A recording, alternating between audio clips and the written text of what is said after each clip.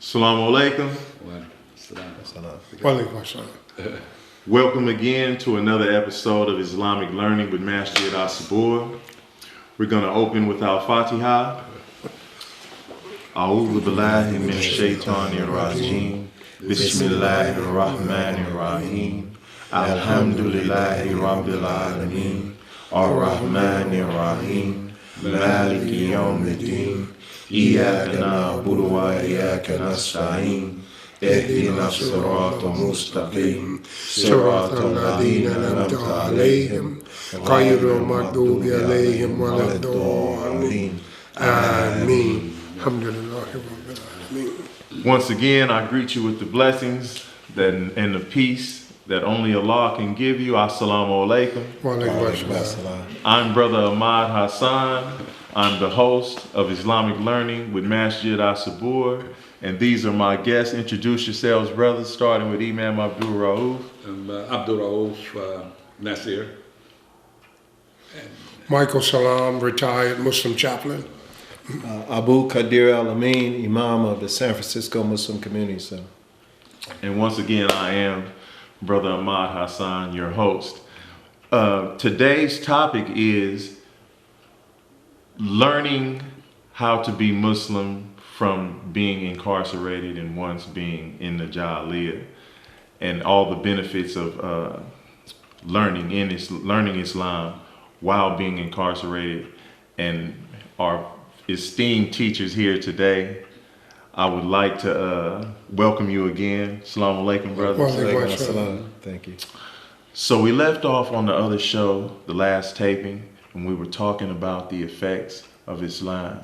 I wanted to ask you, there's a book out, and I just been given the book, and it's called The New Jim Crow by Michelle Alexander. Mm-hmm.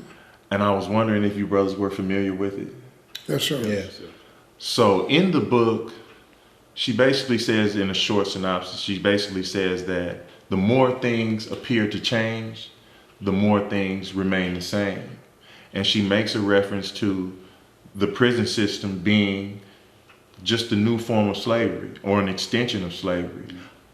Briefly, how do each of you brothers feel about that, especially you yourself being in prison, and of course you both having been in prison, and well, you, Imam Michael Salam, but you both teaching in prison, exactly. and bringing Islam and being Muslim chaplains in the California Department of Corrections.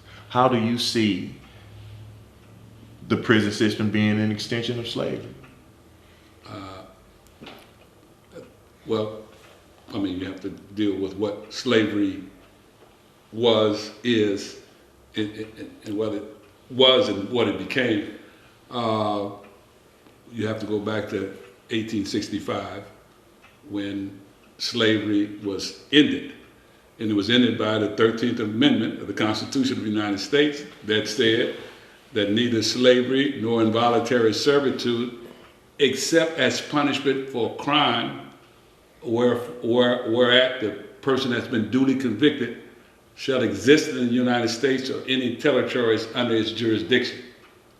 So this is the famous amendment to the Constitution that most people say it freed the slaves. But there's one exception in that, except those who were convicted of crimes whereat the person had been duly convicted. So what it meant in practicality is that they can re-enslave you if you were convicted of crimes. So immediately the power structure, which was business power structure at the time, needed labor to continue to produce wealth for America. So they couldn't go without this labor. So they found another way to re-enslave or practically re-enslave people. One author wrote a book, it's called, they called it Worse Than Slavery, actually. Because during slavery, the slaves were worth $600 to $1,000, sometimes $1,500 per slave. After they became free, they weren't worth, they had no financial value. But for prisoners, and so nobody would destroy their $1,500 investment, right? Right. But for the prisoners who they would lease out to corporations, they didn't have any value. They just wore them out, killed them, or the labor that was so intense that they would die. They didn't give any medical treatment. They just find another prisoner to release. So the system actually continued. My question would be, you wanted to add something before I pose another question, brother? Yeah, yes. One of the reasons she entitled the book New Jim Crow, the Jim Crow laws that were put on the books right after slavery, they came up with laws that and admitted crimes. If three people were seen together, they had these vagrancy laws. They would go to these county camps, and then they would be, like Abdul Rauf was saying, leased out to businesses to work the fields and pick the crops and things like this. And so the system has continued to evolve. Right. And one of the things that sparked her doing the research, and she's a brilliant lawyer, very articulate, did excellent research. The day that President Obama was being inaugurated into office as the first African American descendant president, around the corner from the ceremony, 3 African Americans were on their knees, handcuffed by the police, and this was the scene that she saw while all this was going on. This other thing is still going on in the background, and I heard her talk about that at a community organizing event in New Orleans. She's also a brilliant speaker. She is. But it is true, slavery continues to exist. When I went to prison in 1969, 1970, there were 11 prisons in California.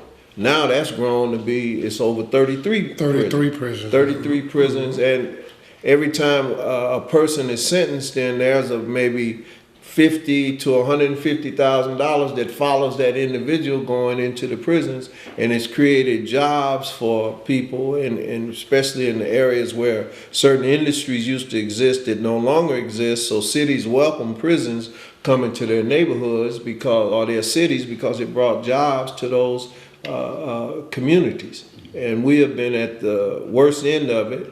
We make up 4% of the population, African American males, and then you go to the jails and the prisons, and we make up upwards of 40, 50, 60. If you go to San Francisco County Jail, maybe 80% of the people in the jails are people of color, African Americans and Latinos, and we're willing participants in the subcultures that exist in a society that are feeders into the criminal justice system.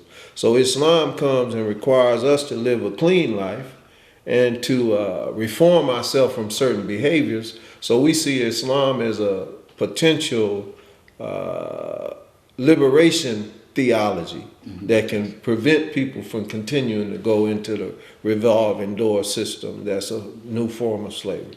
So what do you all say to a young person who sees prison as a rites of passage? Like, this is something that I'm not necessarily trying to do, but I am. We have a saying, I'm sure you're all familiar with, he threw rocks at the prison. We used to say throwing bricks at the prison. Right, back in the right, day. we're throwing bricks. Yeah, that's right. Right, until they finally came and got you. Right. And so for me, just say, me dealing with young men, don't necessarily view prison as an extension of slavery. Me, myself, I served 23 years, and I think the highest pay number that I had was probably 65 cents an hour. And I was making Versace glasses and Liz Claiborne glasses and all that for, top designers in PIA Optical. So what do you say to a young person who doesn't view this as slavery, but sees this as a badge of honor? I went to prison. Yeah, I think on one end, and I'm speaking for myself personally, I had to be made aware of how I was being seduced to be a detriment to my own self. Because sometimes you don't see that, and we all been there. You grow up, that's the hood. You do these, it's normal, until someone can turn their light of intelligence on to let you see that you've actually been seduced. You're being pimped. You don't think you are, but you are. So that was one of the things for me, for Islam, is turning that light of intelligence on where I can start to see my own value as a human being. Because before, I didn't even value myself or you. or anybody in my hood, you know. So I think that's one of the things I try to get to the youngsters is that, you know, you're being seduced. I know you think this is cool, but let me show you how this is doing you. And I always tell the young people, I say, see, if you don't have any discipline at all, you'll be a slave forever. You're a slave. So the most powerful discipline to benefit you is spiritual discipline.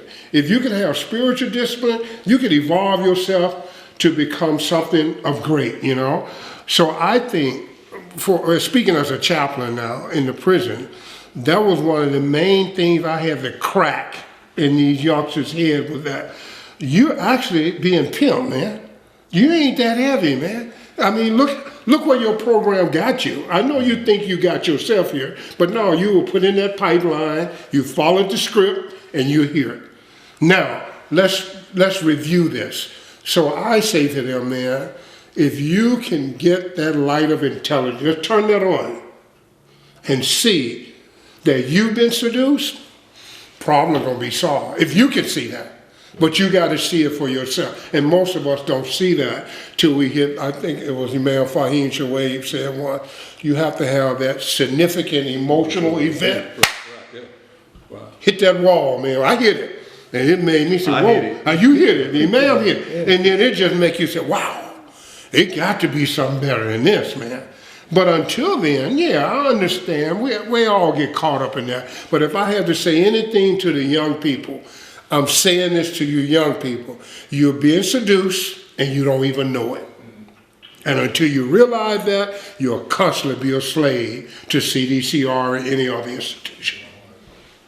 And another thing, of course, with youngsters, of course, sometimes their peers have more influence than anybody outside of that group has. So many times it's one of their peers who becomes more aware, that has the ability to penetrate that, Right, or to interpret for them, you know, what they're going through better than even someone outside their peer group. Exactly. Even us who've been to prison and everything. Right, If right. you're not in their peer group, that person, you probably don't have as much influence many times as that peer Exactly. person. So sometimes we have to work indirectly. Right, We have to work through the peer group, one who is maybe advanced a little in the process, Right. and allow them to act as the emissary for the growing awareness that we want them to have. So sometimes we have to use different strategies to get to them, and it's difficult. And I guess it's just like in the terms of the significant emotional event, it's like anybody else. If you're a drug user, or you're trying to stop smoking cigarettes, or you're trying to do whatever it is, you have to come to a point where the arithmetic don't work for you anymore. You have to figure that out, and then you have to start join the therapeutic process. And it's a long struggle, but we got many examples of those who've engaged in the struggle and are winning. On that note, when you're saying struggle, and I'm going to have you start with this to answer this question. In the struggle, and I know you sisters out there thinking we have excluded you, but I'm about to include you right now. I believe, and I know in Islam, we're taught that getting married is half your religion. Right. Mm-hmm. One of the struggles that I see with us as a people is that the self-hatred, it lies within the poor relationships between our brothers and our sisters. And I'm talking about the lack of a healthy relationship, the way we view each other and things of that nature. And of course it extends to the way we view each other as men, and we don't see each other as brothers and sisters any longer. What can you tell young people in regards to how important it is to partner up, and how much easier your life will be once you make that partnership and you view your wife and the women in our lives as partners and value them moving forward? That's a good question, and I want to echo something Abdul Roof was saying about using the youth. You said how do we change and introduce young people to these ideas? He mentioned the fact that it's the peer groups. Yes. Most of us, myself personally, and even Malcolm, when he learned about Islam, he learned about Islam from his younger brother. That's right. So that was somebody on his level or beneath his level in terms of age and experience and things like that. And most of the people who introduced me to Islam were my age group, or younger, some older, and they influenced me in a way that the minister or the older leaders in the community couldn't do. Right. And in terms of relationships, a popular rapper in San Francisco, I won't mention his name, one day I was talking to somebody as I was leaving the mosque, and he and I knew each other. So we spoke and greeted, and the person was talking about some problems he was having in his relationship with his wife. And I told him, I said, well, you can't forget that relationships are like anything else. I say, your car, it needs maintenance. You get a brand new car, you got to change the oil, you got to rotate the wheels, you got to tune up. I say your relationship have to have maintenance also. You got to do maintenance upkeep on your relationship. And the rapper said, he was hearing me say that. He said, can you say that again? He wanted that information. So many times we'll get in relationships and we go through the honeymoon period. We know how to make sure when we go meet the sister, the car is washed, our clothes, we just got them out the cleaners, we got a haircut, we got the oils on, we on our best behavior, we putting our best foot forward. And then we forget about that once we're in the relationship. We should still maintain the high standards that we had when we were trying to get into the relationship. Still have that same courtesy, respect, decency, still bring gifts, do those kind of things that keep the relationship healthy. Let me interject, because the problem is a little more serious than what you described. I'm talking about for the youth that I don't need no woman for nothing. I'm committed to being a gigolo or a player or a PIMP for the rest of my life. Well, they've accepted this animal existence. Right. One of the things that Al-Islam invites us to be is to be men. And to be a man in Islam means that you have a certain standard that you have to measure up to. As a father, you got to be a breadwinner. You got to bring home the money. You got to take care of your wife, your children, your community. So it gives us a different picture than just living below the waist. Dog has sex. Cats have sex. Bulls, all those animals. Birds, all of them have sex. So that's not where our identity is.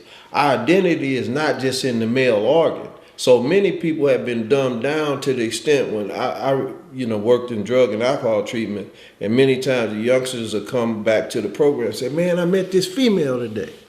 I said, what was it, a female? Was it a cat or was it a dog? What you mean a female? What was it a woman?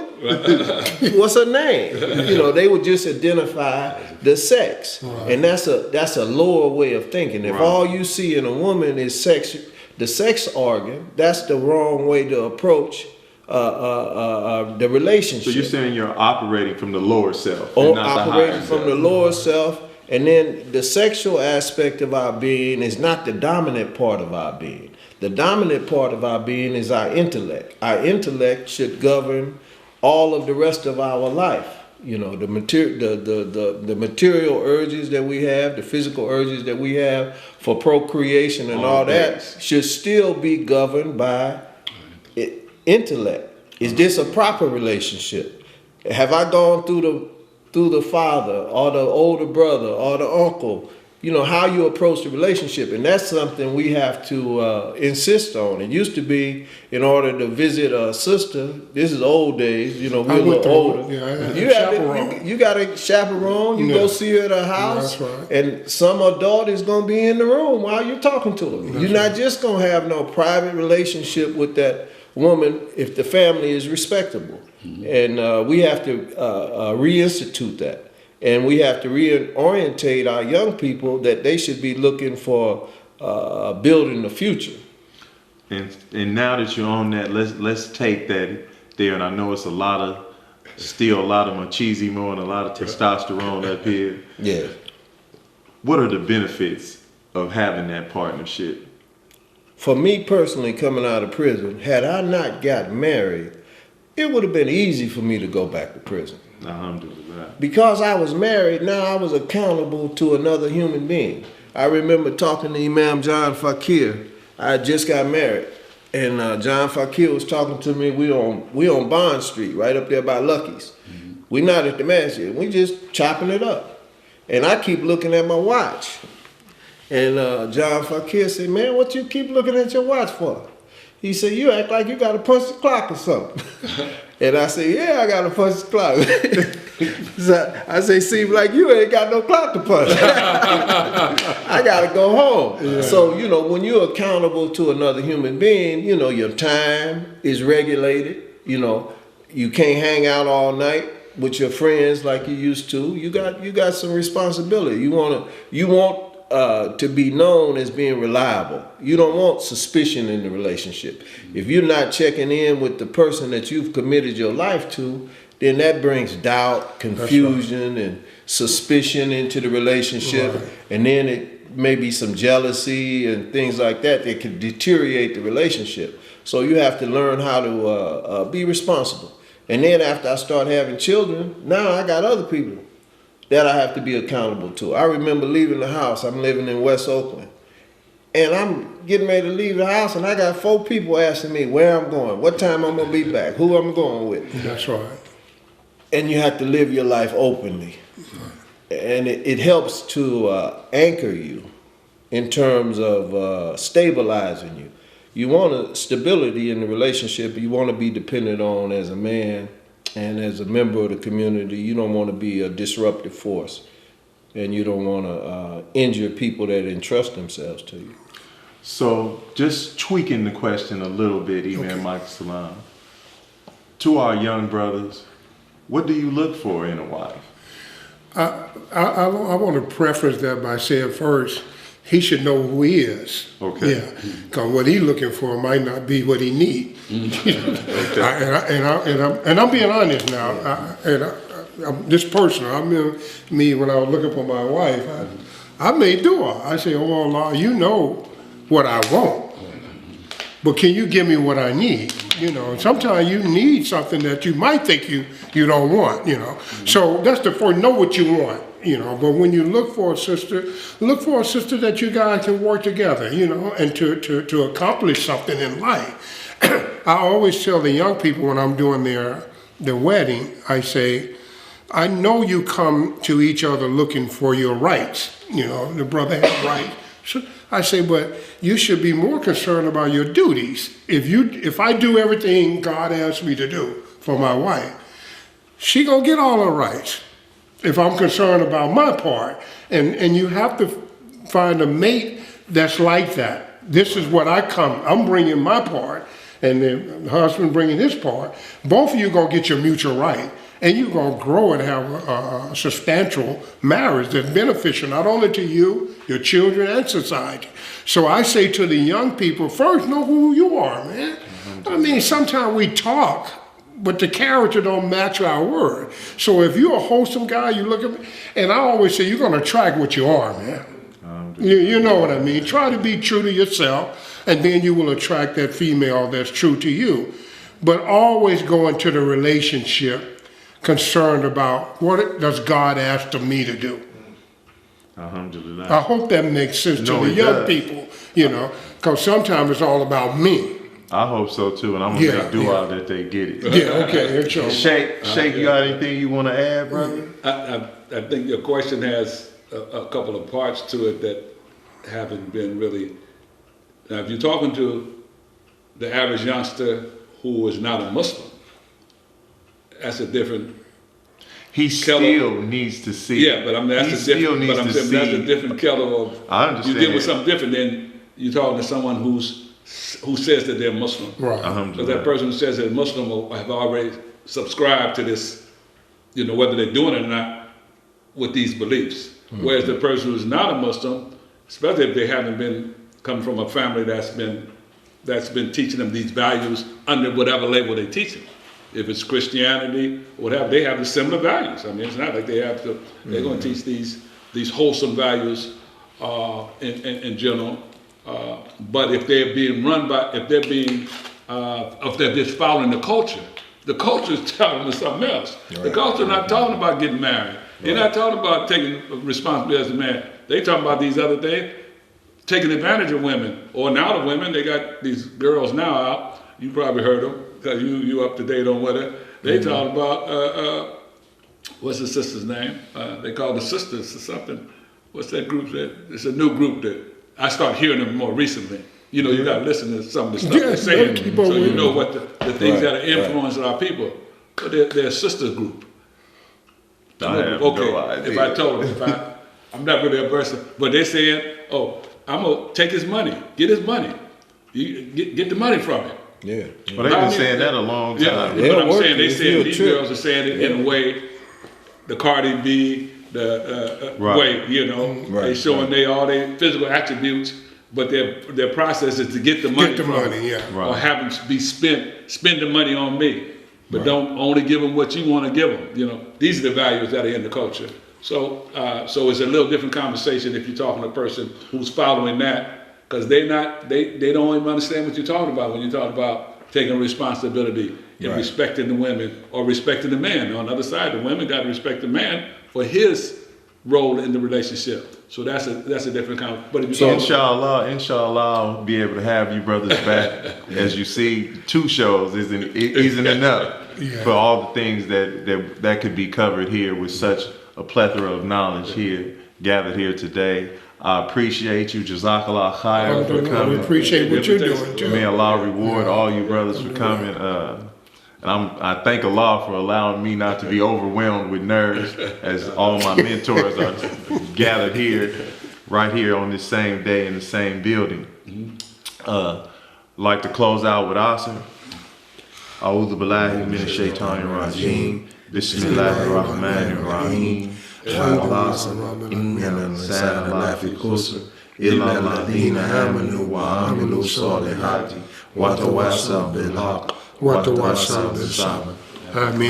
Thank you for joining us here with Learning with Masjid As-Sabur. We appreciate you coming. Remember, Juma is held every Friday. The first Adhan is called at 1 p.m. The Khutbah starts at 1:30. Bring your families out. Come, hear something good, get that spiritual nourishment. We're located at 4926 15th Avenue. Assalamu alaikum.